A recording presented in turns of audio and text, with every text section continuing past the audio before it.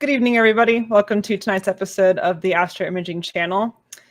Tonight, we have with us Mike Taivalmaa, who's going to talk about the remote imaging with the ZWO ASiair, not just using the ASiair for like regular imaging that you're sitting next to, but remote imaging with it, which is like some next level stuff right there. So he's going to talk about how he does that and the ups and downs of doing that.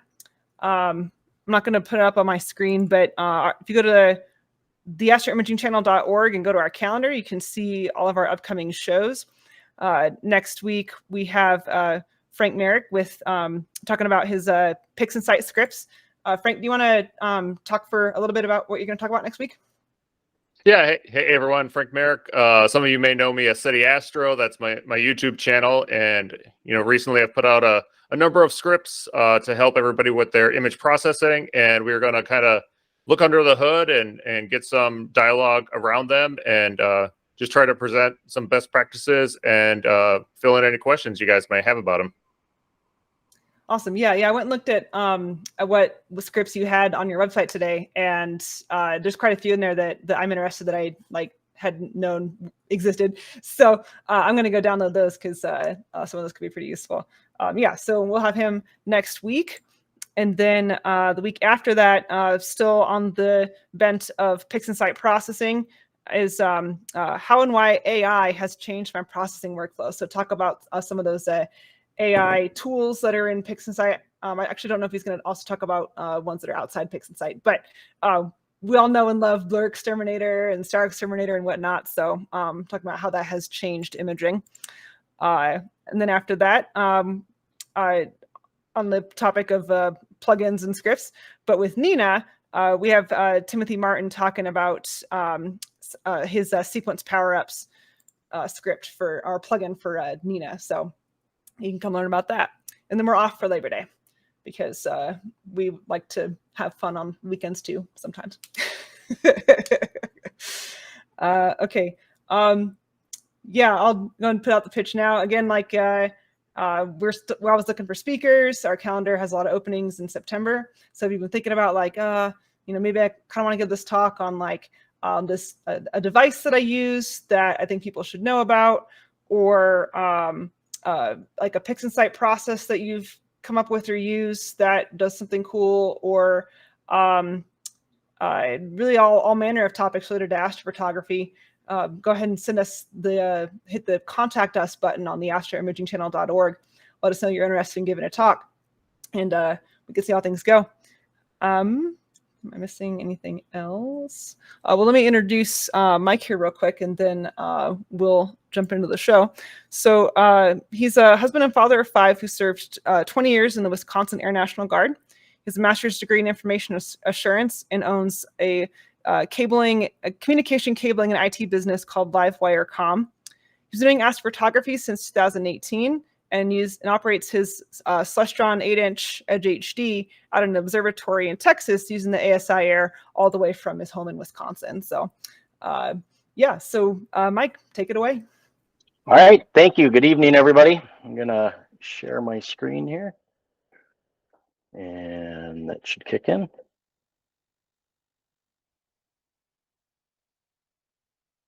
You guys can see that? Looks good.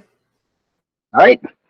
So tonight we're gonna talk about the ASiair and then how to remote control the ASiair. I'm going to start off by saying I'm not trying to convert anybody, any of you Nina people out there, or any of you other users of astrophotography control systems or software. I love the ASiair because of its simplicity, and that's what I'm here to share. So let's kind of go down the ZWO history of the ASiair. If you take a look in the would be the upper right hand corner here, that's the original ASiair, and it was originally a Raspberry Pi. And if any of you had experience with it, it was quite unique when it first came out, and quite frustrating at the same time, being a new device. But the ASiair is an astrophotography control system. That's what I call it. Is originally based on the Raspberry Pi with custom software, and they had licensing on a little SD card, and you had to back up the SD card or the USB drive, and it was all quite convoluted, to tell you the truth. But it's grown over the years. As you can see, we've got 5 versions of the ASIair on the screen there. From the top down, the bottom 3 are the current ASIairs. It's ASIair Plus, the ASIair Mini, and then now they've got this ASIair 2600, which the ASIair is built right into a 2600 Duo. So it's got the guide camera built right in, and it's pretty innovative if you ask me. The ASIair does only work with ZWO hardware, except for mounts. So they do support generally, I think, most mounts out there, including, of course, the ASIair's AM5, AM3, but they support all the other mounts. Some of the features of the current ASIairs, they do have built-in solid state storage, so it's pretty quick. You can add SD cards to some of them. You can also add USB drives or USB external, storage. They have dual radio. The ASIair has both a 2.4 gig and a 5 gig radio, which allows you to do some unique things that we'll talk about. It's got power control and monitoring. The ASIair Pro has 4 12-volt DC outputs. The ASIair Mini has 2 DC outputs. It's got software that allows for DSO and planetary imaging, auto guiding, and I like to call it set it and forget it for the night. You can even get it started and tell it when to start, like have it all set up ahead of time, and it will kick off at a predetermined start time. It's got a gigabit physical Ethernet port, and it's got some USB 2 and USB 3 ports. Why I use the ASIair? It's simple to use. It's like my MacBook. It just works. I kind of like that everything in one. I don't have to search, different manufacturers' websites for drivers and make sure that that driver's working and that type of thing. So it's kind of plug and play. How it works, to access your ASIair, you need to be on the same network. And that's something we're going to talk about in the second half of the presentation. The key to using the ASIair remotely, whether you're using it at home or whether you're using it for, a remote observatory anywhere in the world, is you have to be on the same network. And there's some ways that we can do that. At home, the ASIair is connected to your home network via an Ethernet cable or Wi-Fi, or you can connect your phone or your tablet or your laptop to its own Wi-Fi hotspot coming from the ASIair. And then you run the ASIair software and you can control it. With a remote observatory, you can connect via VPN. A VPN allows you to be on the same network even though you're not in the same physical location. So most of you are probably familiar with VPNs, or at least somewhat familiar with them. They're virtual private networks. And what happens is when you have a VPN, it connects your computer to the network that your ASIair is at in a remote location. So that's kind of cool. What I'd like to do is just kind of go through the current version of ASIair software and show some of the features that maybe you guys haven't seen in a while, or maybe unfamiliar with. This is the main screen for the ASIair. We've got the little guiding box up there, and we've got some controls. You can launch the histogram and adjust your image. You can turn the guiding screen on and off. You can detect the stars and their size. Annotate, it will try and it'll detect and plate solve any objects that are in its database, and then a crosshairs. And then up at the top, we've got the Wi-Fi and kind of a main menu. We've got your main imaging camera next across the top. We've got a guide icon. We've got your tracking mount or your mount. We've got your filter, your focuser, and then your memory. And then over here, we've got some controls. So if we go into the menus, and I just want to kind of run through, because it's very similar to the other softwares that are out there. We've got, for the network side of things, you can connect and rename your Wi-Fi. I've got mine named to ASIair Photon Heister. And so this is the Wi-Fi that you would connect your phone to. It would advertise this name, and then you would use the password that you set, or the default password of 1234567 to get into it. You also have station mode, where you can connect the ASIair. I've got it off in the screen, but station mode on the ASIair allows you to connect the ASIair to your home or to your observatory Wi-Fi.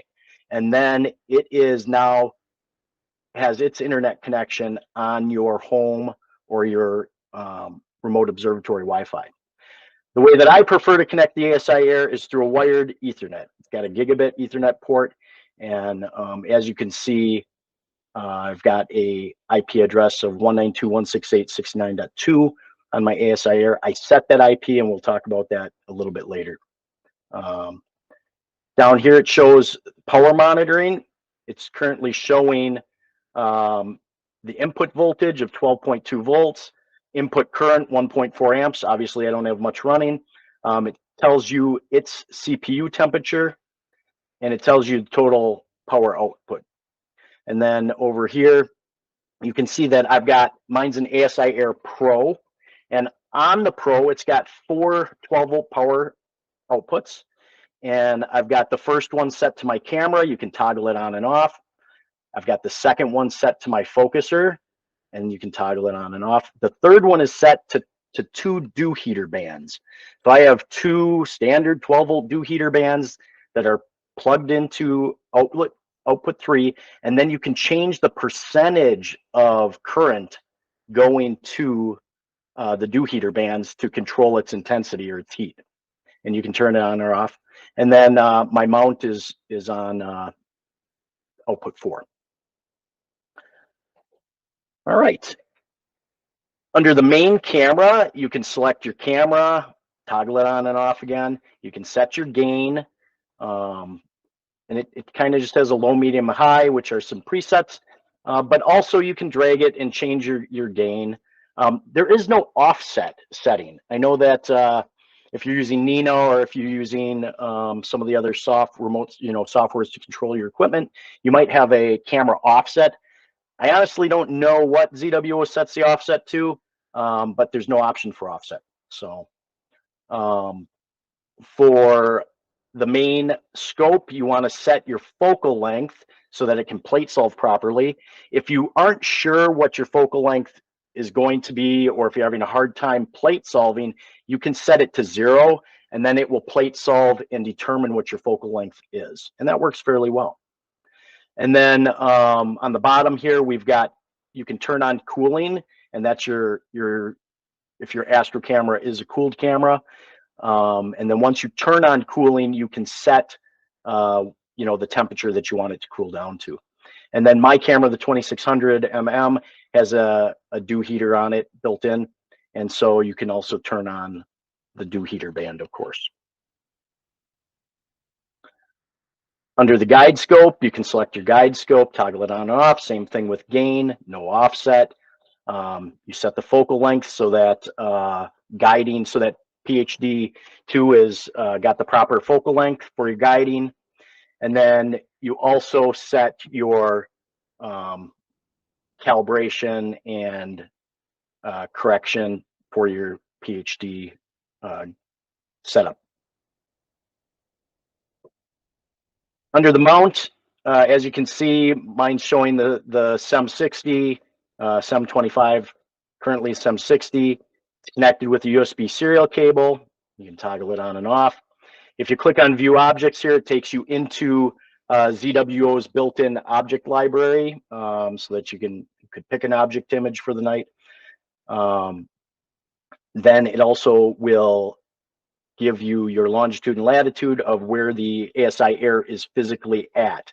Now, that normally comes from, that doesn't come from the ASIair, that normally comes from the mobile device you're on. So if you're on your cell phone, or if you're on a tablet, that has GPS, that's where it's pulling that from. So that's a key thing for later when we're talking about remote, the longitude and latitude. You can also go in and manually set that. We have some go to auto center settings. So this is when you tell it to go to an object and you can tell it, you know, take a 5-second image, plate solve, and make sure that I'm centered. That's what the whole auto center thing is doing. Meridian flip, if we go into the meridian flip, there are some options there. You can tell it the standard, you know, stop imaging 5 minutes before the meridian and wait 2 minutes after the meridian to do my flip, or whatever you want to do. Guide speed, of course, there's 4 settings there. You can do 0.25, 0.5, 0.75, and 0.9 for guiding. And then you can turn tracking on. Of course, tracking toggles on when you start imaging if you're doing a plan or an automated imaging routine. And then under the mount, you have the go to home. And with the ASIair, anyhow, on all the mounts that I've ever had, I've never set a home position in the mount. So my mounts, the AM5 and the SEM60, their home position by default is pointing at the pole star, you know, the traditional counterweight down telescope pointing at the pole star. Under the filter wheel, you can, of course, select the filter wheel and toggle it on and off. You can change filters right here with this drop-down box. Then there's the filter settings, which is over here on this page. You can tell the filter wheel to rotate one way when it does the filter rotations. I had a problem, and I don't know if this is something common with imaging with other software, but a year ago I had a problem where I was getting some goofy stuff in my images, and I realized that my filter wheel was using the quickest way to get to the filter, the next filter, and I had to set it to one way, and then I didn't get these shadows. So that was interesting, but they've got where you can set it so it'll always only rotate one direction. So it might take a little longer to get to your filter, but it might solve some problems with shadowing or filter issues. And then, of course, you can recalibrate your filter wheel so that it will, if it's kind of off, it will realign it. Now, under the filter wheel settings, you can, of course, name your slots. I just named mine LRGB HOS. And then you can set the time that autofocus is going to use, you know, during the autofocus routine per exposure. And so this is what I use. I use 3 seconds for L, 5 seconds for R, 5 for G, 5 for B, and then I use 10 seconds for H and O and 15 for sulfur. So, all right. Under the EAF, the EAF, most of ZWO's EAFs have a built-in thermistor, so they are reading the ambient temperature in the EAF or outside the EAF. And I know you can put a temperature probe on some of the stuff. You can also put a remote control or a handheld remote on the ZWO EAFs. Under the autofocus routine, there are just some settings for autofocus. Current position, this tells you the current steps. As we were talking a little bit earlier before the show, I think my my rack is slipping a little bit because I'm getting closer and closer to that 0 position when I originally set up center as like 1500 steps. So I've got to have that adjusted. And then you can set a go-to if you want to, you know, manually tell it, you know, what position to go to. You can always click in here in the current position and reset that to whatever you want. You can reverse the motor. You can have it beep when it's doing any type of any focusing at all. And then here are your default focusing steps. So you can set a fine focus, a coarse focus, and then you can set, oops, that come back.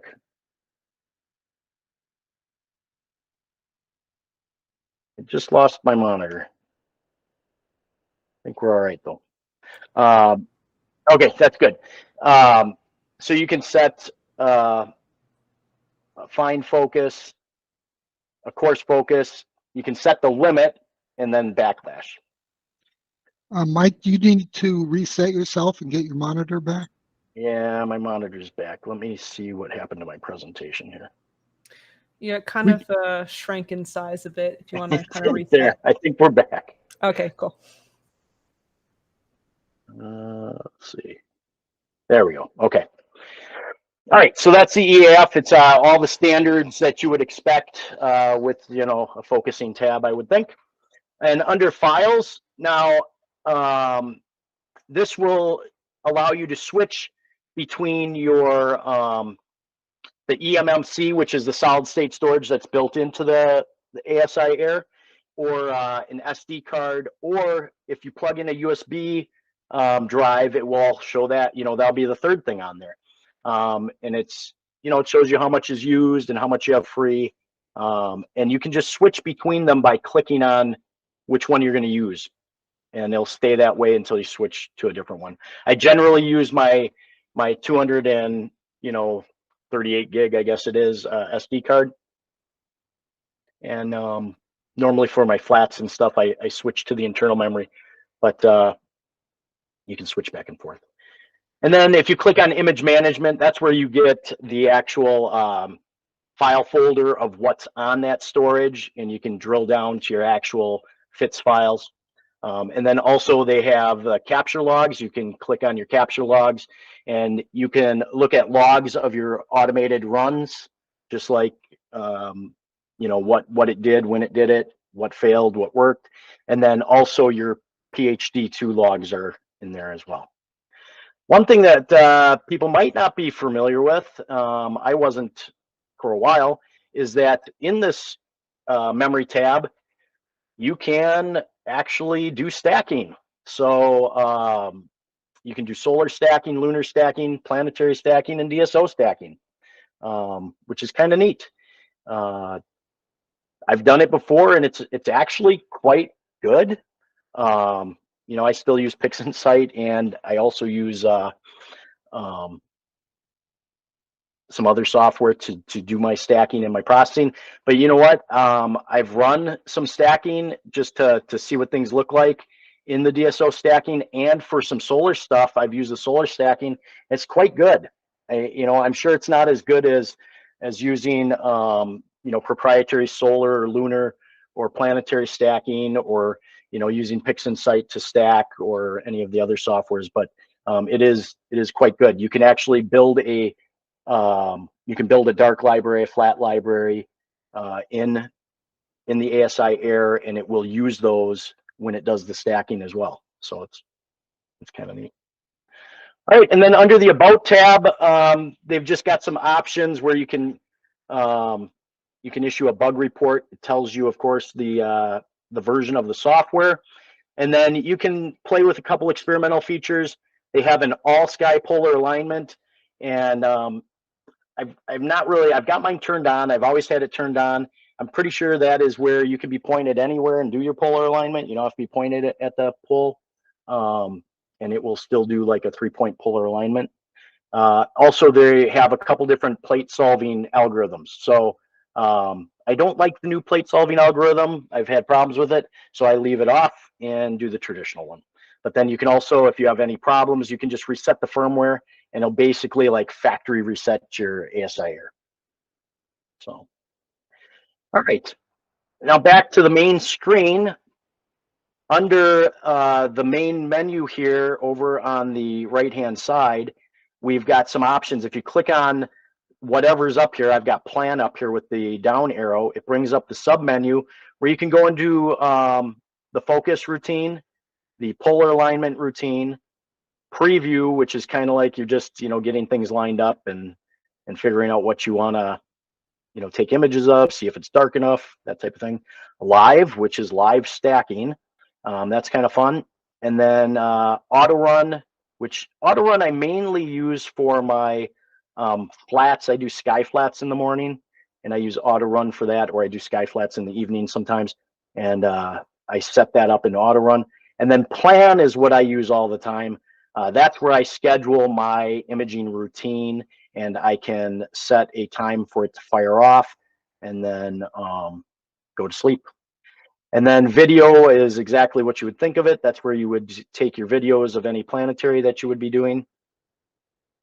And then you could actually stack those on the ASIair. If you look way down here on the bottom, there's it's telling you the size of your camera in pixels. It tells you what gain you're set at. It tells you what the current temperature is. So right now, 100 degrees. And then it tells you how many hours in minutes and seconds to the meridian. Also, this little icon of the Big Dipper, Little Dipper, that is how you get into the object catalog. Mike, can I interrupt you for a moment? Of course you can. The question came up, do you notice any difference when you're using either one of the memory cards or the internal memory? As far as honestly, that's a great question. I have noticed a difference using some USB 3.0 external drives. I've noticed that they're a little bit slower than the SD card and a little bit slower than using the built-in memory.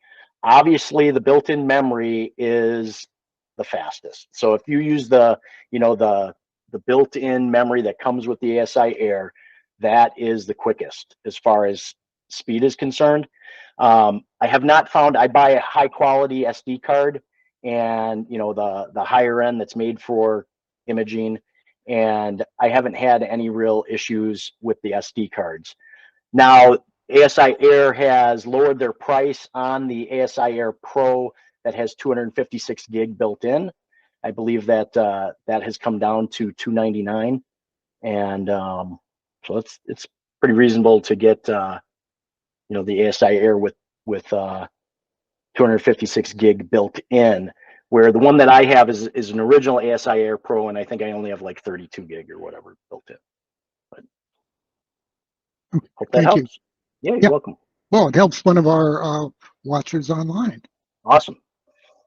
All right, so this screen here is the plan screen. So this is where I schedule most of my imaging.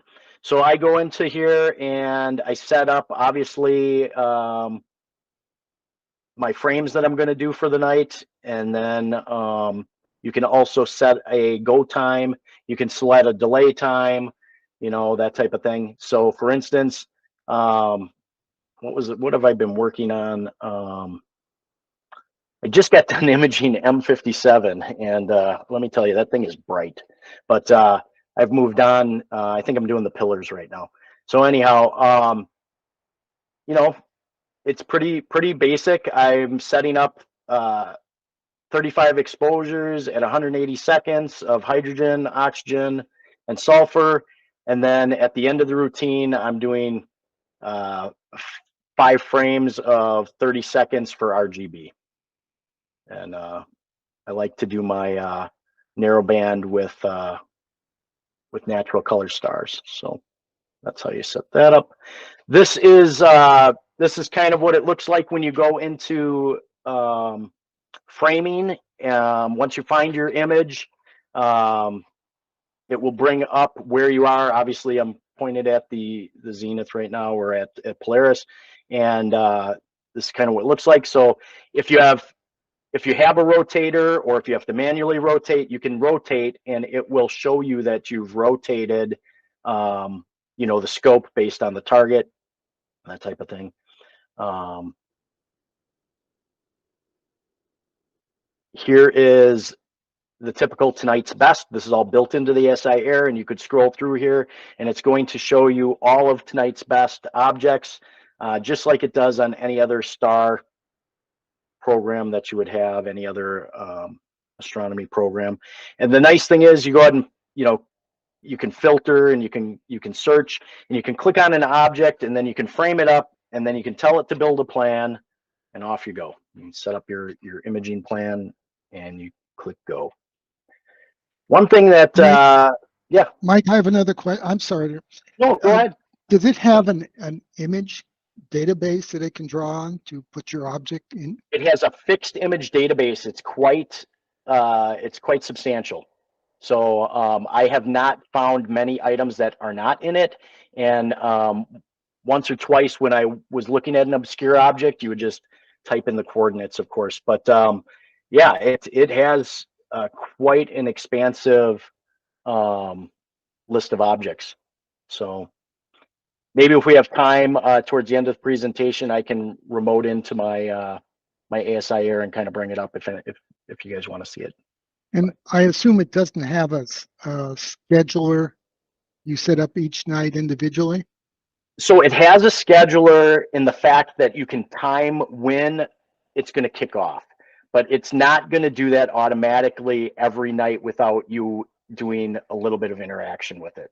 So it is not like, you know, setting up a Nina script that will run for 3 weeks at a time. It does not do that. But what I do is I go in and I make sure that, so I'll work on something for a couple weeks at a time, and I go in every night, make sure that the routine is set up, make sure it's set up for astronomical dark, and I click go, and then I go to bed. And in the morning, it is what it is. So that's how I do it. That was my next question. How do you do it? Yeah, we'll go through that. I'll show you. Okay, thanks. Yep.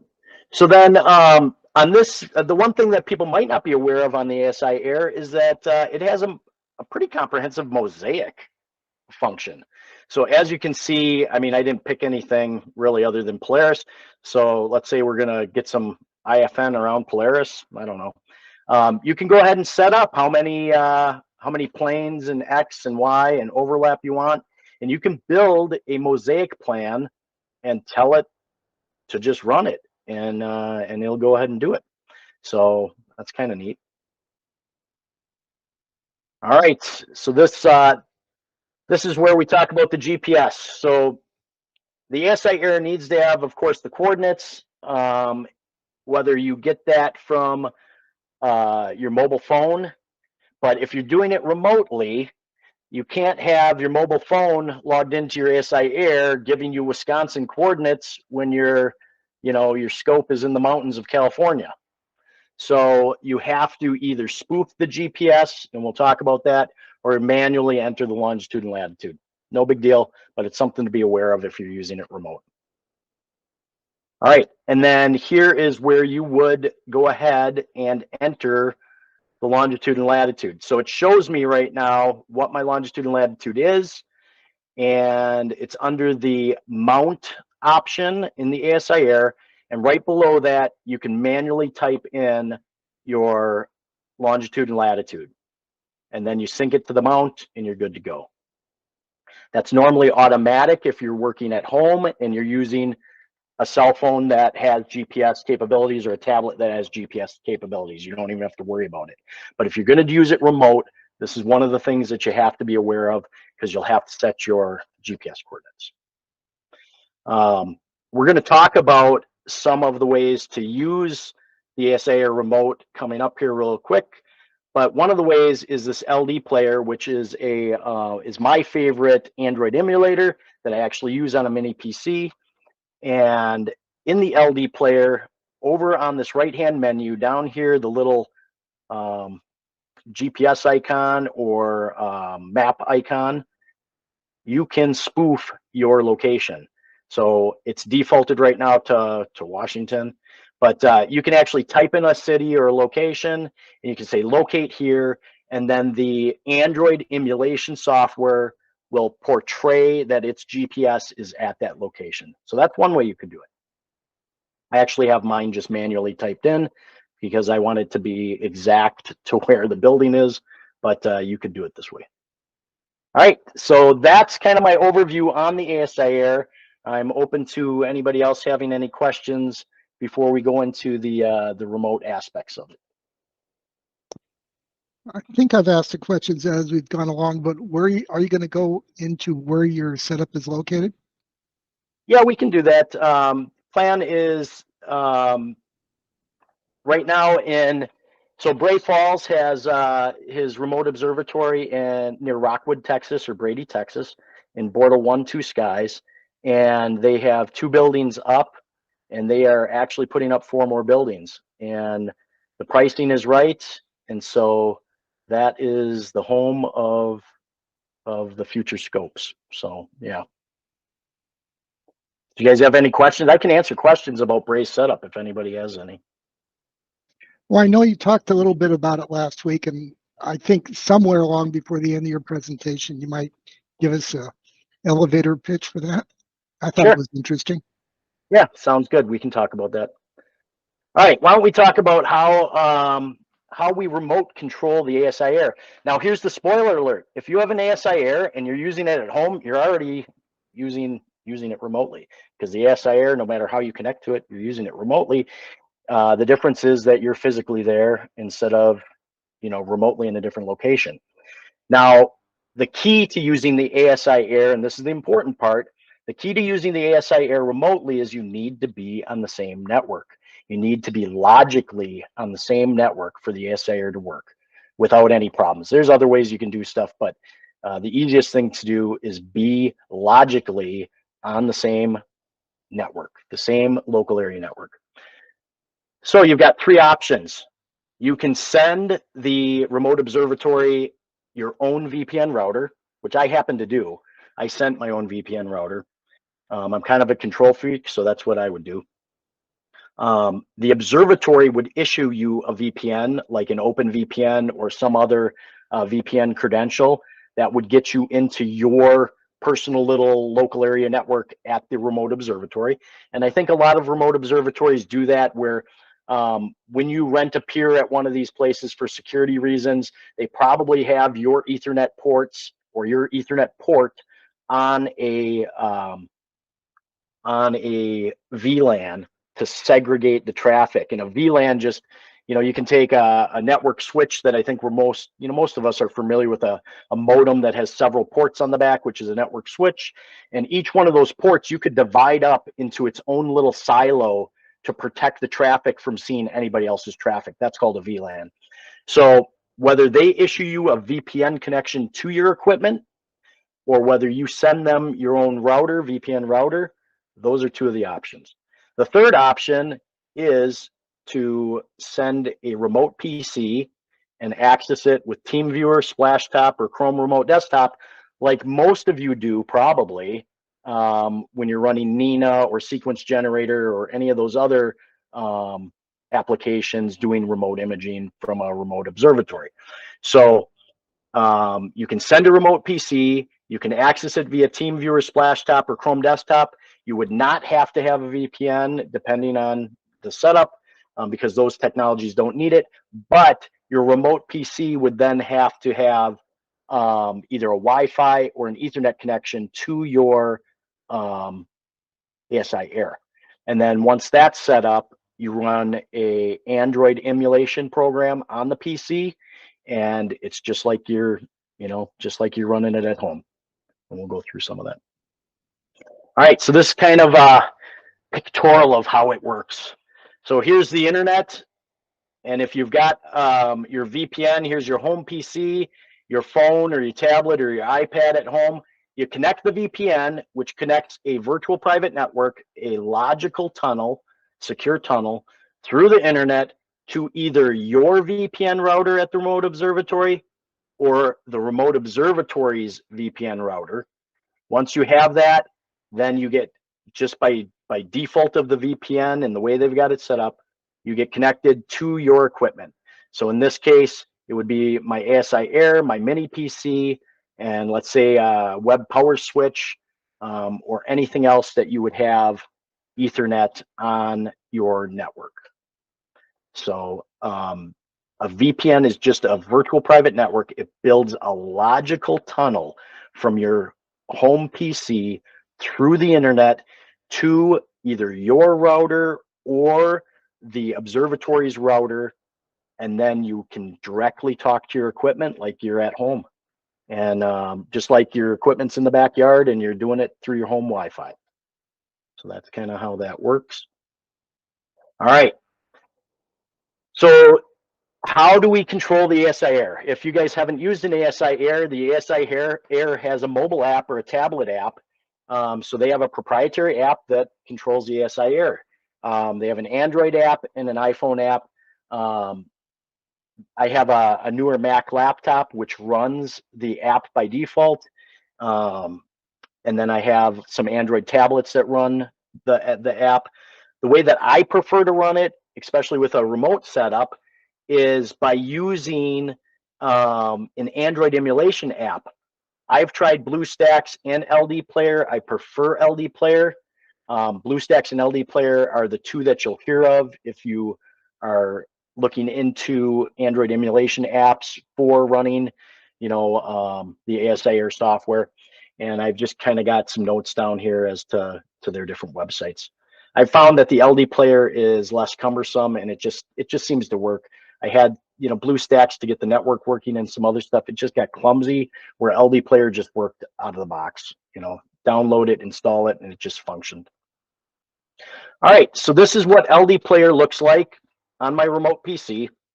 Once you have it installed, and the install is nothing special, it's just next, like everything else. LD Player is obviously geared towards gaming. I don't play any of these games. I can't remove any of the icons. They're just there. So I just use the ASIair app on the LD Player. To get the ASIair app on the LD Player, you have to go into the web browser of the LD Player. So the LD Player is no different than a tablet or an iPad at home. It has a folder that has a browser built in. You open that browser, and up at the top here, you go to ZWOAStro.com/software. Once you're at ZWOAStro.com/software, you click on the mobile app, you click on the ASIair, and then you can download the ASIair app to the LD Player. Okay, that's important. So now that APK, that package, the ASIair software package for the mobile, which you would normally get in the Play Store, or you would get in the iPhone App Store, is now downloaded to your downloads folder on that LD Player, tablet emulator. And then you just launch it from there, and it installs, and you're good to go. So it really is that simple.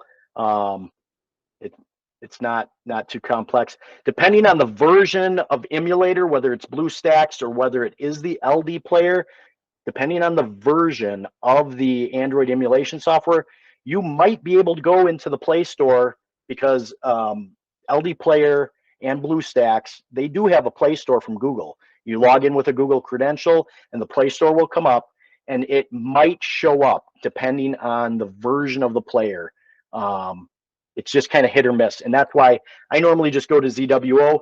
They know people use emulators. They're okay with people using emulators, and they offer the ASIair package for the mobile apps right on their website, which is kind of neat.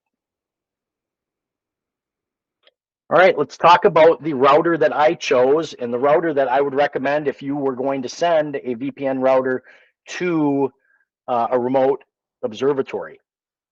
The router I chose is the Unify Cloud Gateway Ultra. It's a $130 router, and compared to all my other Astro equipment, it's probably the cheapest thing I got. But I use a lot of Unify stuff in the professional world, and this is a pretty awesome gigabit router that's got built-in VPN server options, quite a few of them. But they basically have a zero-touch VPN option that is so nice. It's kind of cool. So we'll go through that. But basically, you purchase this router and you follow its instructions and set it up. And when you set it up, you get this cloud controller. So now you've got all the geeky stuff that a router should show you, right? You've got traffic that's been identified on your network, and active channels, and what clients show up, and all kinds of stuff. We don't really care about any of that. So basically, when the router gets to the remote observatory, they plug in the internet cable that they have, the internet, the Ethernet cable for the internet, to your internet port on this router. All your other equipment gets plugged into the other ports on the router, the switch ports, and now you have your own little you know, private little network that nobody else can see your stuff, and you have a direct VPN to it. To access the VPN, one of the ways why I chose this router is because of the teleport VPN option. This is the simplest VPN I've ever seen. I believe it's actually a form of WireGuard. If some of you are IT techie, I believe it's a form of a WireGuard VPN, but they've simplified it. So here's how I configured my VPN. I clicked on the gear down here. I went to VPN. I clicked the checkbox for teleport, and then I clicked this generate new guest invite.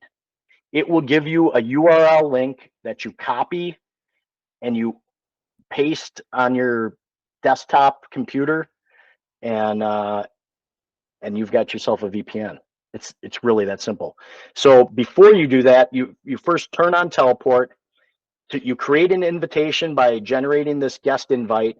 I believe when you do that, you can put in an email address and it'll even send you the link, but it's a one-time link to create a VPN, and you can do it as many times as you want. So for instance, I have it on my phone, which I had to generate a link for. I have it on my computer in my office. I have it on my MacBook. So I've generated 3-4 links for all my devices so that now I can access that VPN from any of my devices. The very neat thing is they've made this pretty simple. They have this Wi-Fi Man tool. It's called Wi-Fi Man. So if you go to the Unify website downloads, the ui.com/downloads, you click on the mobile apps here, and you can download this Wi-Fi Man software. You can download it from the Play Store, the Apple Store, and for Windows. So you can have the VPN client. You download this Wi-Fi Man software, you open your email, and you click on that link that you generated from the previous page here, the link that this will generate, and you're done. It builds you a VPN to your router at the remote observatory. And this is what it looks like on my MacBook. So I open the Wi-Fi Man software. I go down to Teleport, which is their proprietary version of WireGuard. And you've got, here's my Photon Heister router. And then here's my MacBook. And you just have it on and off. You toggle it on, and now you are connected between your current computer and your router at the remote observatory. Now what that does is that allows you to be logically on the same local area network, and the ASIair works flawlessly. So for instance, with my phone, I've got this Wi-Fi Man software with the Teleport VPN on my phone. I can toggle on the VPN. I can open the ASIair app on my iPhone, and it doesn't matter where I am. I'm in, and I can check on my stuff, and I can start it, and off I go. So, you know, the wife and I can be out on a date, and little does she know, I just kicked off my remote imaging session, and we're all good to go. So I would never do that, honey. Mike? Yeah. I think you just announced it, and she's watching. She now knows. Yeah, I know. Probably. You're busted. There was a question come up. So you can control power to your appliances as you described earlier. Can you power cycle the whole setup? You can. So the ASIair does have a shutdown and a reboot option in one of the menus under that first web menu down at the bottom. It does have that option. I do have an Ethernet. You know, I've got a standard DL web power switch out there as well. And then I've got, for instance, my ASIair main powers in one of the ports, my router's main powers in one of the ports, and my I think my mount's main power is probably in one of the ports. So yeah, you can toggle all of the 12-volt power supply, you know, for all of your accessories. You can toggle those on and off as needed. You can also reboot the ASIair right from the ASIair app, or you could just shut it down, but then you're gonna have to have somebody, you know, you're gonna have to have somebody toggle it on and off to get it to go again. Does your mount need to have a homing capability? You know what? That's the age-old question. I'm not some expert on remote imaging setups, but in my opinion, I've heard of a lot of people having some real challenges if they're trying to use a mount that does not have an indexed home while they're remote. I've been in the forums at Starfront, and it sounds like that can be a challenge. I'm not even sure which mounts don't have home. I know that the SEM versions do, right? The Ioptron do, and I know the ZWO, the AM5, AM3, they have a home. I'm not sure. Yeah, the only ones I've come across so far that don't have homing is like the Celestron AVX, for instance. And also, unless I'm missing something, all the astrophysics mounts I have used don't have like a index detection position or something like that. You have to manually set them when you unpark them. That's really surprising, actually. I know, it's driving me crazy. Well, Just put in a limit. once you know what the astrophysics, I'm sorry, once you set the astrophysics, you can set it home. You can set the home position. Right, but it doesn't have like a find home feature. Not unless you have encoders. Yeah, unless you have the absolute encoders, then yes.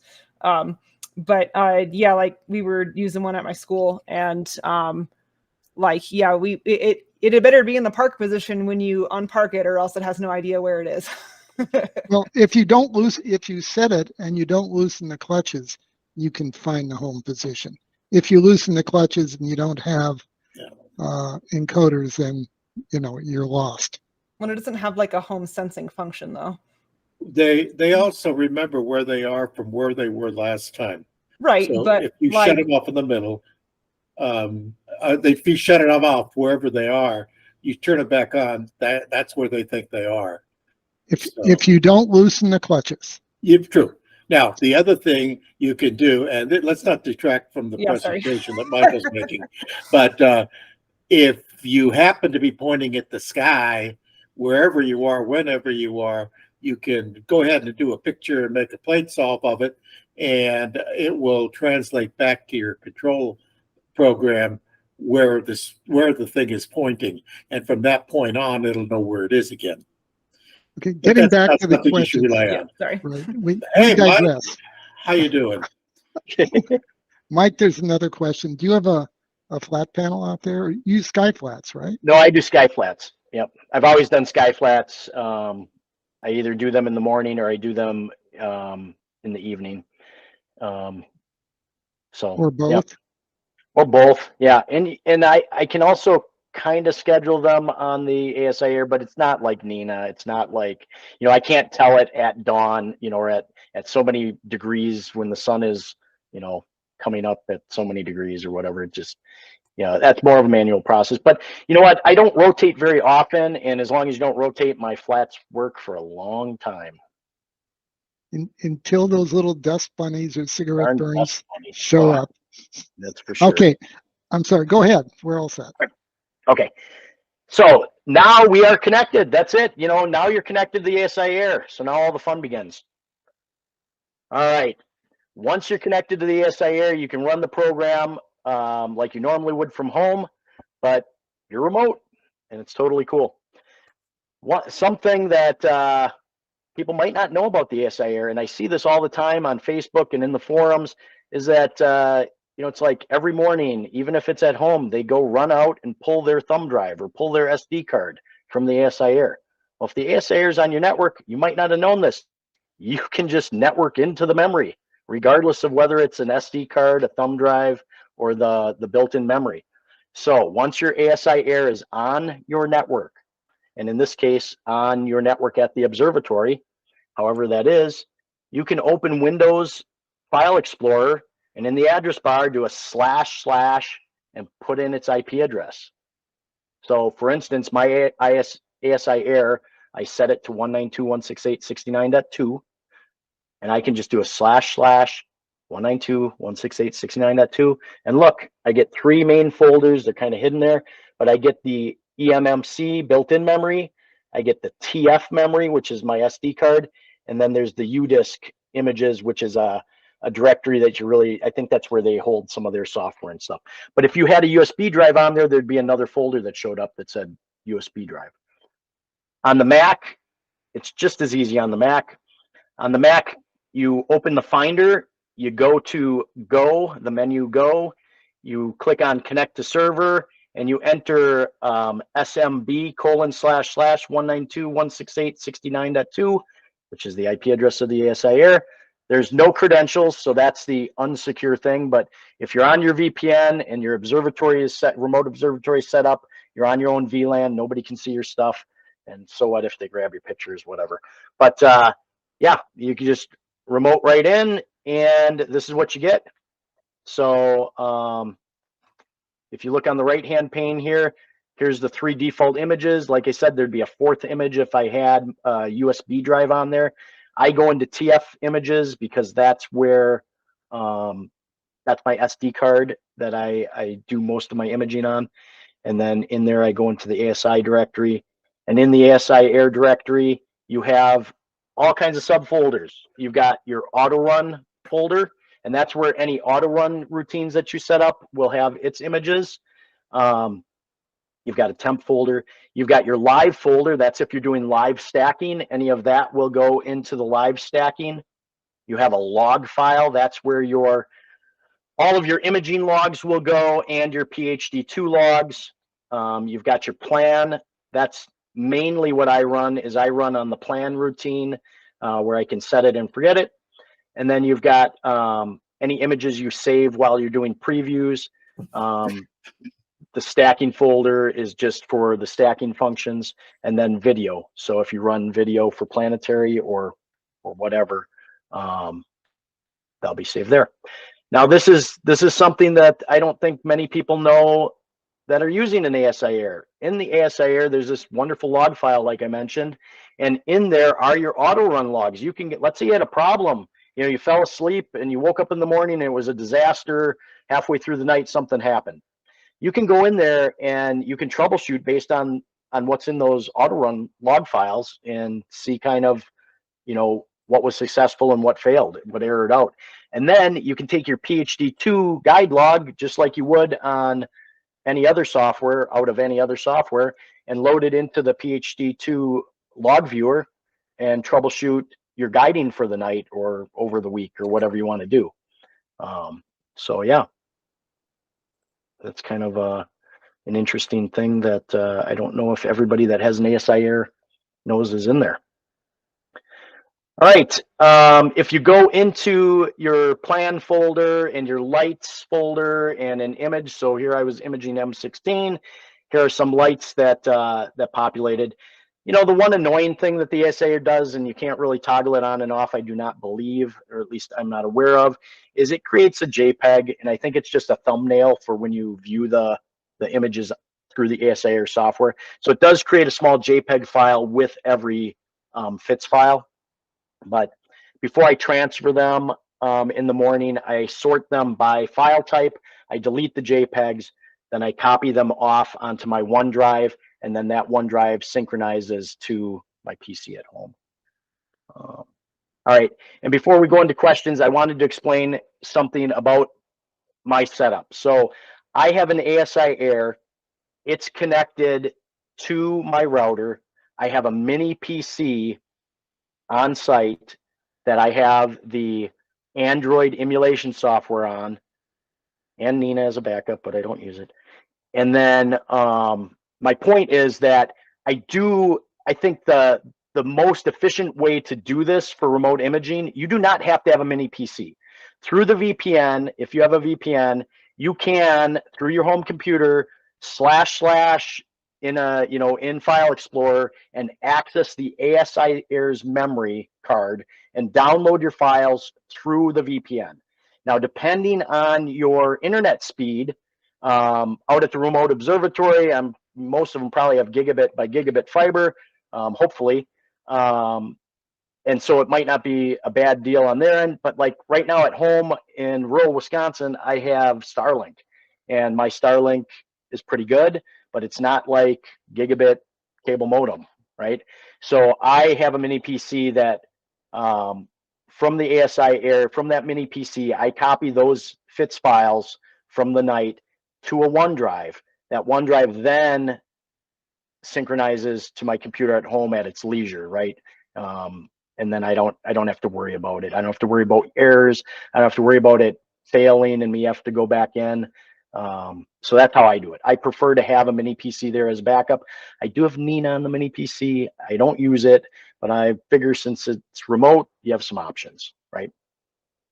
So, all right. Any questions? I don't see any new questions. So you don't automatically sync your file. You manually grab them and transfer them? I do. I manually grab them.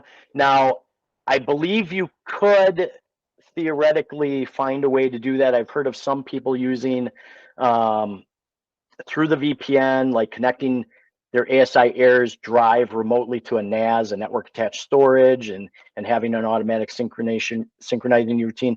But you know what? Every morning I like to look at my Astro stuff anyhow, and to me, it's even if I went to Nina or some other program, I don't think I'd automate to the point where I kind of set it and forget it for 3 weeks at a time. I know some people that do that. I like to kind of start and stop it and watch it a little bit in the night, and then in the morning I like to, before I go to work, I like to throw it into the stacking software to kind of see what I got so far and that type of thing. So, well, you're just a traditionally impatient imager, just like the rest of us. Exactly. Show me, where is my image? I want to see my image. Yeah.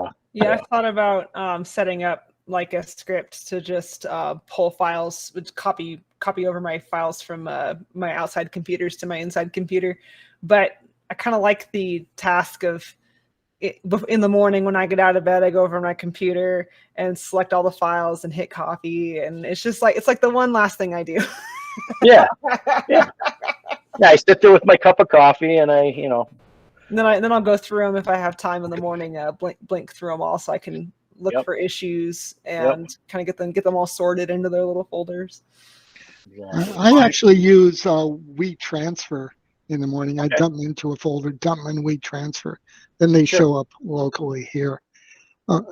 Mike, do you have more presentation to do? Because if you don't, you can stop sharing and we can have this conversation. Nope. The last thing I wanted to say was, here's my image of M57. I'm never going to image it again. It took me 3 weeks and many forums to figure out how to get it to this point, and I'm done. So it's so bright. I can't. Yeah, it's hard to get that outer halo, and you did a nice job of it. Thanks. I appreciate that. All right. There you go. Yeah, I mean, it's good to know that the ASIair can be used remotely like that. That's pretty cool. I have like an older one, but I just still haven't gotten around to using it because I have so much power over every little thing in Nina. But I've been thinking about using one for my star tracker for my Skywatcher Star Adventurer. That way it's like truly like a little mobile setup.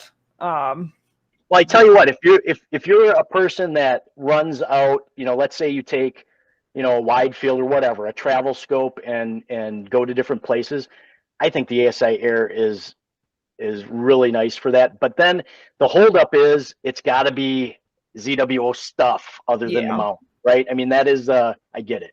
But for me, I don't have a problem with that. I like what ZWO is doing.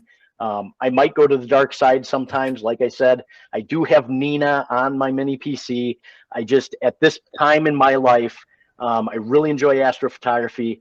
I've got the ASIair to do what I want it to do, and I just, I don't want the headaches. Yeah. Mike, you were going to say a little bit about where you're located, where your remote setup is? Yeah, so as you guys probably know, Bray Falls and a few of his friends have decided to change the industry. I think they are really shaking it up, to tell you the truth. I could be wrong, but I think they are. They put 2 buildings up near Brady or Rockwood, Texas, and it's a B1, B2 site. Somebody did tell me the sky quality the other day, but you couldn't quote me on it. It was in the Discord, and I'm not exactly sure if I would even say the right numbers. But I'll tell you what, it's pretty darn good from what I hear and from what I see. I don't do planetary, so, I don't know. And I have my own problems with my setup on occasion. But they are they're taking reservations. They have 3 pier types. They've got a kind of like a light, a medium, and a large. It starts at $150 a month, and you're talking about, let's say, something in the footprint of a Red Cat would be the $150 a month. A C8 would be $200 a month, and then I think it goes $300 a month and up with custom stuff, you know, your larger setups. But yeah, they've got so many reservations that they're putting up 4 more buildings. So they're gonna have 6 buildings. He said he has 15 acres, and his vision is that he wants to see telescopes as far as the eye can see. That would be awesome. So I don't know. I'm just saying. I'd like to ask you, your presentation tonight was about using the ASIair to do all of this, but there are other packages that control power. They have the computer in them. They do all that stuff. You could be everything you've talked about as far as VPNing and your circuits and networks and all that stuff could be done with one of those as well. Absolutely. I know there's several. And the Eagle. The Eagle, any of those names, it would work the exact same way. So you could use the Eagle the same way. Now, I know most people that have an Eagle probably have Splash Top or Chrome Remote Desktop on it, but you could do this too. You could VPN in. I like having my own router so that I can control everything behind my router, right? I have my own numbering scheme, but I'm an IT guy. Most people might not even care. Now, I know at Starfront, they took all the switch ports, so every customer gets 1 Ethernet cable to the internet. They made each Ethernet port a VLAN, so now you're on your own private network. Customers either, you know, bring in their own router or bring in their own network switch, connect everything to it, and then they are issuing open VPN credentials, which is very similar to what I talked about. It's the same type of a VPN, quick and easy, very secure, and it's the same thing. It worked the same way. So yeah, anything. I know there's several Raspberry Pi type devices on the network or on the market for controlling telescopes. I know if you're a DIYer, you can take a Raspberry Pi and use open source software. I don't know them off the top of my head, but I've seen them in the forums of different things people are doing. So yeah. And one other thing I was thinking about as you were speaking is that you're talking about going from where, Wisconsin down to Texas? Yep. You could be going, you know, to a vacant lot not very far away from you, kind of thing. Exactly. And do all this stuff from your bedroom without having to go outside. Exactly. Yep. Or you could control it when you're on a date with your wife. That's right. Without her knowing it. I would never do that, honey. But that would be the last thing you might have any control over. Definitely controlled my rigs from like parties in the bar and stuff like that. Yeah, on my phone. Yeah. Yep. go check on them, make sure the guiding's working. Yep. If I have a clear night and I'm working late at a customer site or whatever, you bet I'm remoted in to make sure things are running. We are obsessed. There is no doubt. Yeah. Yes.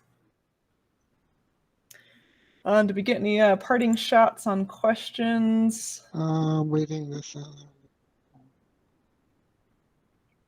Lots of comments. I don't see any questions we missed. I don't see any. And you know what? If anybody wants to reach out and they have questions, the only place that I really am is on Facebook, and my link, I believe, is in the description.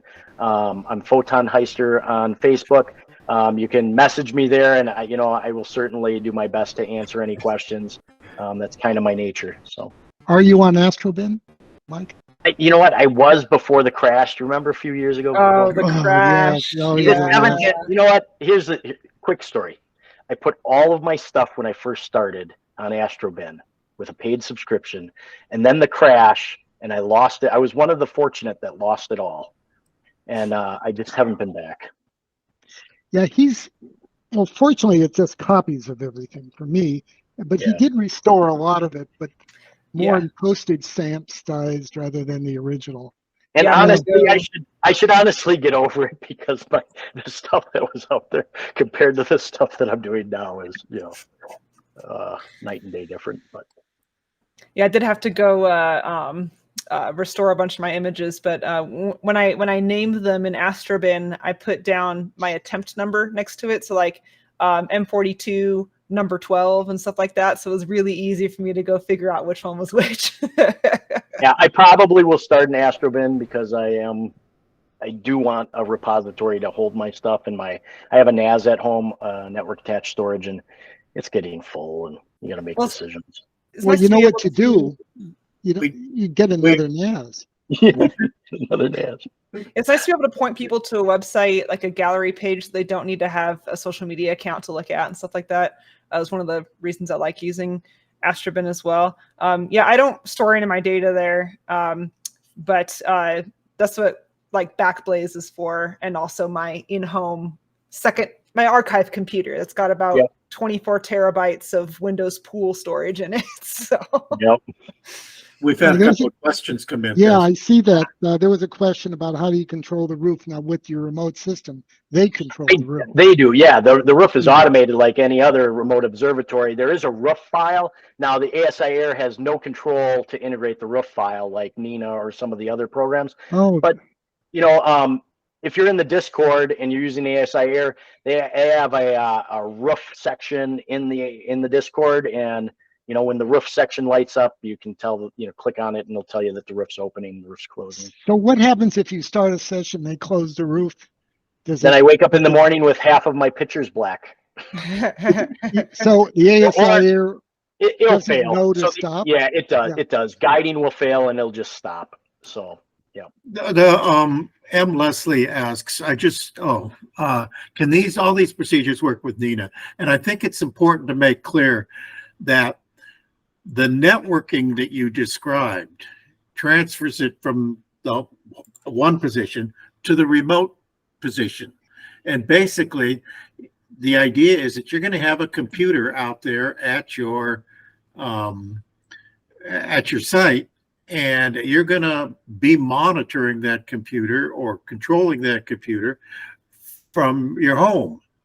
And whatever that computer's got on it, whether it be an ASIair with all its software, or it's got Nina, Sequence Generator Pro, Maxim, or whatever, you can monitor and it would control that. So what Mike brings to us is how to connect a remote operating system, ASIair in his case, with your home. That's what he did. What you've got out there in the remote computer, what the remote computer is, can be up to you largely. Yep, that's exactly correct.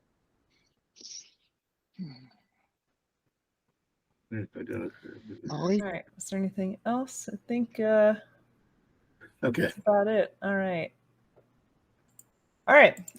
Well, looks like we got all the questions that came in. So thank you guys for asking those. That's part of what makes having our live show great, is when people ask questions and the speaker gets to answer them, and we get to do all this live, and that's a lot of fun. So yeah, we'll be back next week talking about the SETI Astro PixInsight scripts. And yeah, if you were inspired and think you want to give a talk on our show at some point, hit the contact us button on the astroimagingchannel.org. And yeah, I think that's about it. All right, take us out. Good night, everybody. Adios, todos. You can stay with us. We'll be a little